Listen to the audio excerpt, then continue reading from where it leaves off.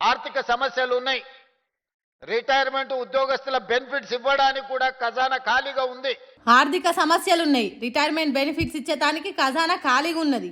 రైతు రుణమాఫీ చేసినాం, రైతు భరోసా అమలు చేసినాం. అందరికి వచ్చిందా రాలేదా అంటే నాకు తెలీదు, మీరిచ్చిన సమాచారమే. రైతు భరోసా అందరికి వచ్చిందా అంటే నాకు తెలియదు, ఆఫీసర్లు చెప్తేనే తెలుసు. ఇక భవిష్యత్తు గురించి ఆలోచన చేస్తే ఈ ప్రభుత్వం దగ్గర భూమి లేదు పంచడానికి. నేను ఉస్మానియా యూనివర్సిటీలో చెప్పిన, వివిధ వేదికల్లో చెప్తున్నా, ఈ రోజు కూడా మీ ముందు నేను చెప్పదలుచుకున్నా, పంచడానికి ప్రభుత్వం దగ్గర భూములు లేవు.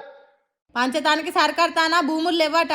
అప్పుడు ఎప్పుడో రేవంత్ రెడ్డి సర్కార్ వచ్చిన ఏడాది తర్వాత నన్ను కోసిన నా తానా నయా పైసలు వెళ్ళదని చెప్పిండు. మరి ఇప్పుడు కాంగ్రెస్ సర్కార్ వచ్చి 2.5 ఏళ్ళు దాటింది కదా. మంచిగా పరిపాలన చేస్తే సర్కార్ ఆమ్దాన్ని పెరగాలి కదా, ఆదాయాన్ని పెంచుతున్నామని చెప్పాలి కదా. తెలంగాణ వచ్చిన కొత్తలో 1,00,000 కోట్లున్న ఆమ్దాన్ని కాంగ్రెస్ సర్కార్ వచ్చిన నాటికి 3 లక్షల కోట్లకు పెరిగింది. రేవంత్ రెడ్డి సీఎం అయినాక కూడా పెరగాలి కదా. అది పెంచకుండా ఇట్లా ఎన్ని రోజులు జేబులు ఖాళీగానే ఉన్నాయని చెప్తారు సారు. అట్లా అని మంత్రులు ఆఫీసర్లు కాంగ్రెస్ పార్టీలు ఏమన్నా పొదుపు చేస్తున్నారా అంటే అది లేదు. షేర్ ఆటోలకి తిరిగినట్టు ఏడికి పోయిన హెలికాప్టర్లు వేసుకొని తిరుగుతున్నారు. మూసీ నది మీద గాంధీ విగ్రహానికి 5,000 కోట్లు పెడుతున్నారు. ఇదంతా పైసలు లేకుండానే చేస్తున్నారా సారు? ఎప్పుడు మైకు దొరికినా చేతులు ఎత్తేసినట్టు మాట్లాడి ధనిక రాష్ట్రమైన తెలంగాణను తక్కువ చేసి మాట్లాడు మంచిదేనా సార్ అని అడుగుతున్నారు. రేవంత్ రెడ్డి సార్ మాటలు జాగ్రత్తగా వింటున్నోళ్ళు.